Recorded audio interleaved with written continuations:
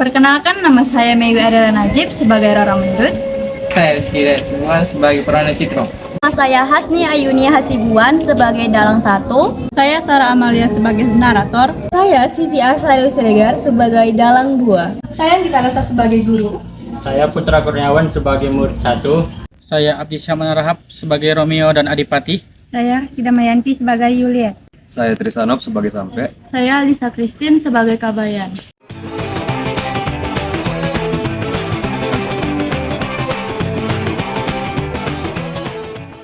Suatu pagi, seorang guru tengah meluapkan kemarahannya pada murid-muridnya di SMA Negeri 1 Rantau Selatan. Ia pun memukul meja berkali-kali dan baru berhenti ketika murid-murid sudah tertib. Ia pun menatap satu persatu muridnya. Siapa di antara kalian yang kencing sambil berdiri? Sejak kapan kalian kencing sambil berdiri? Ya, kami kecil guru. Itu menyalahi peraturan. Apa bunyi peraturan soal kencing?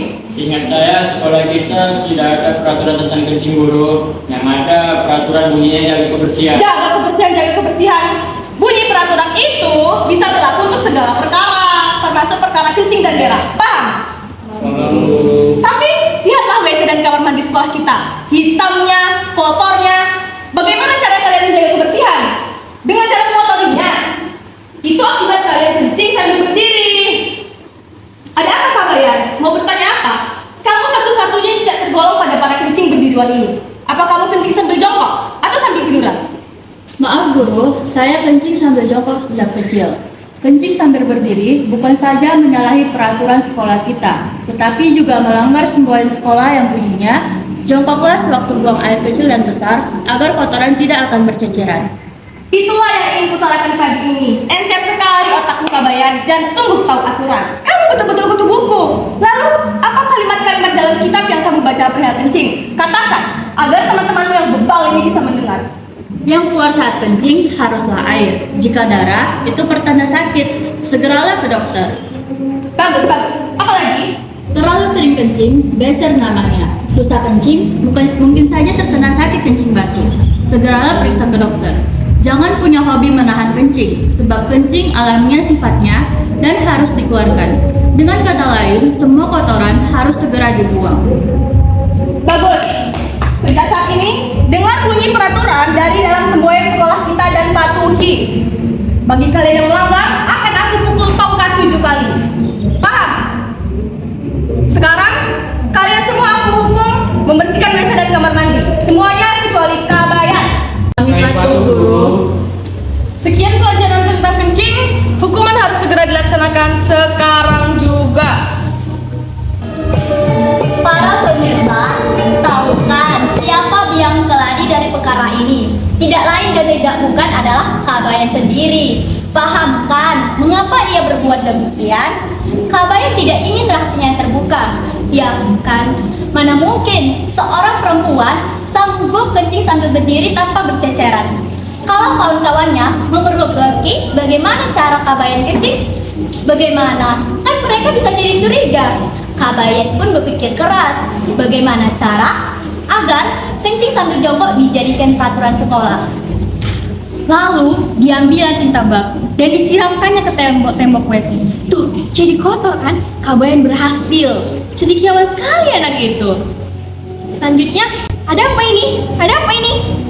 Adegan apa? Oh iya, adegan pasar malam. Terang bulan, terang dikali, buaya timbul disangkanya mati.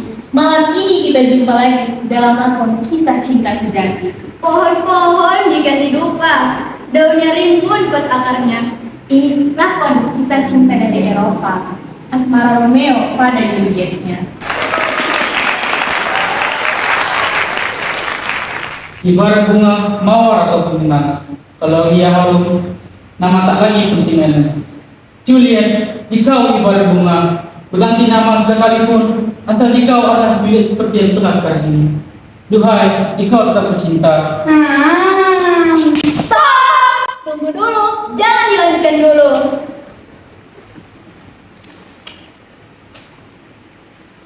Malam ini tidak dibutuhkan lakon tragedi. Ternyata penonton kita lebih suka komedi. Tapi kami belum siap bikin lakon baru, apa boleh buat? Lakon Romeo dan Juliet terpaksa dibikin jadi komedi. Ya, mulai, go! Ya. Romeo dan Juliet, dunia baru. Lomba-lomba kita bergerak maju. Romeo Juliet bermerek baru, mundur dan maju, tergantung situ. Tema percintaan disajikan secara parodikal. Romeo dan Juliet mempertontonkan kepiawaian mereka dalam olahraga baris berbaris dan cara kasih hormat. Adegan usai, mereka masuk ke balik layar. Para penonton pun bertepuk dengan kedua belah tangan. Luar biasa.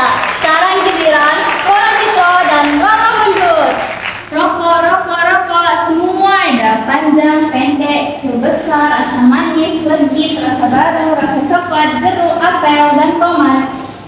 Rokoknya lagi Bayu yang rasa bawang. Sudah punya peminta, mau taruh di mana lagi? Masih ada kaki, mana? Ini aku kasih 3, 2 pendek, simpan. Mendadak dengan heboh, masuk seorang lelaki gempal mengusung poster anti rokok. Bunyinya nikotin. No, dialah Adipati Wiraguna. Woi, Kenapa? apa maksudmu? Aku suka orang merokok. Ayo teman-teman. Mati kok. Mati.